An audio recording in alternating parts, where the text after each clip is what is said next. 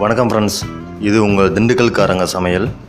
இன்றைக்கி நம்ம சேனலில் என்ன ரெசிபி பார்க்க போகிறோம்னா, சேமியா பாயாசம் எப்படி ரொம்ப சுவையாக ஒரு ஹோட்டல் ஸ்டைலில் எப்படி நம்ம வீட்டிலே செய்கிறது அப்படிங்கிறதான் இன்றைக்கி நம்ம இந்த வீடியோவில் பார்க்க போகிறோம். பொதுவாக பாயாசம் பார்த்திங்கன்னா நம்ம கல்யாண வீடு அதில் போகிறப்ப ரொம்ப டேஸ்ட்டாக செஞ்சுருப்பாங்க. ஆனால் நம்ம வீட்டில் செய்கிறப்ப அந்தளவுக்கு டேஸ்ட் கிடைக்காது. ஸோ இது ரொம்ப ஈஸியாக எப்படி அந்த டேஸ்ட்டுக்கு நம்ம செய்கிறது அப்படிங்கிறத பார்க்கலாம். ஃபஸ்ட்டு ஒரு தவாவில் 2 டேபிள் ஸ்பூன் நெய் எடுத்துக்கோங்க. இந்த நெய் எதுக்குன்னா, இந்த ட்ரை நட்ஸை நல்லா வறுக்கிறதுக்காக தான். முந்திரி பருப்பு ஒரு 10 to 15 எடுத்துக்கலாம். பாதாம் பருப்பு சின்ன சின்னதாக கட் பண்ணி அதை ஒரு 10 பீசஸ் எடுத்துக்கலாம்.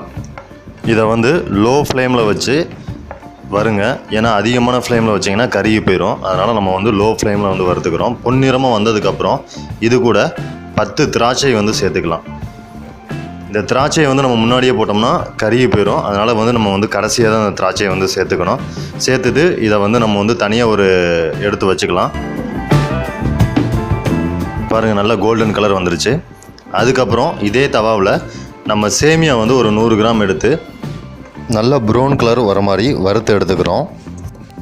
அதையும் தனியாக எடுத்து வச்சுட்டு அடுத்து ஒரு பாத்திரத்தில் 1 கப் தண்ணி எடுத்துக்கிறோம். அதுக்கப்புறம் 1 கப் பால் எடுத்துக்கிறோம். அதுக்கப்புறம் ஒரு 1/2 கப் அளவுக்கு நம்ம ஜவ்வரிசி எடுத்துக்கிறோம். இந்த ஜவ்வரிசியை நல்லா வேக விடணும்.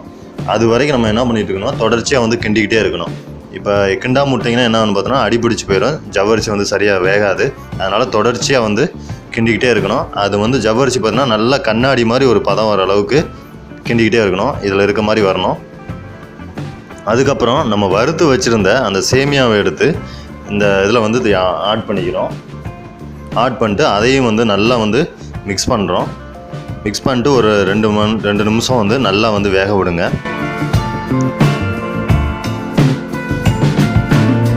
அடுத்து மறுபடியும் பால் 1 கப்பு சேர்த்துக்கிறோம்.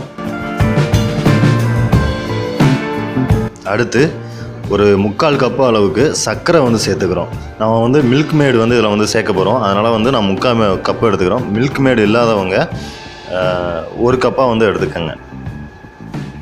மில்க் மேடு ஒரு நல்ல டேஸ்ட்டுக்காக தான் நம்ம ஆட் பண்ணுறோம்.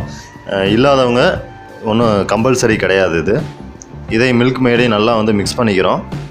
அடுத்து ஏலக்காய் நல்லா ஒரு தட்டி அதை ஒரு 2 ஏலக்காயை நான் உள்ளே சேர்த்துக்கிறேன். இது நல்ல வாசம் தரும். அதுக்காக தான்.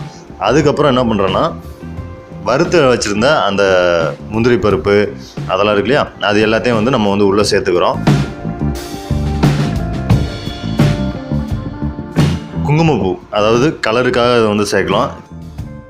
இது சேர்க்கணும்னு அவசியம் கிடையாது. தேவைப்படுறவங்கிறவங்க சேர்த்துக்கலாம். சால்ட் ஒரு 1/4 டேபிள் ஸ்பூன் சேர்த்துக்கோங்க, நல்ல டேஸ்ட்டுக்காக. அவ்வளோதான், நம்மளோட சேமியா பாயாசம் ரெசிபி ரெடி ஆயிடுச்சு. இதை சாப்பிட்டு பாருங்கள். நம்ம ஹோட்டலில் சாப்பிட்ற அளவுக்கு அந்த அளவுக்கு டேஸ்ட்டாக இருக்கும். நன்றிங்க.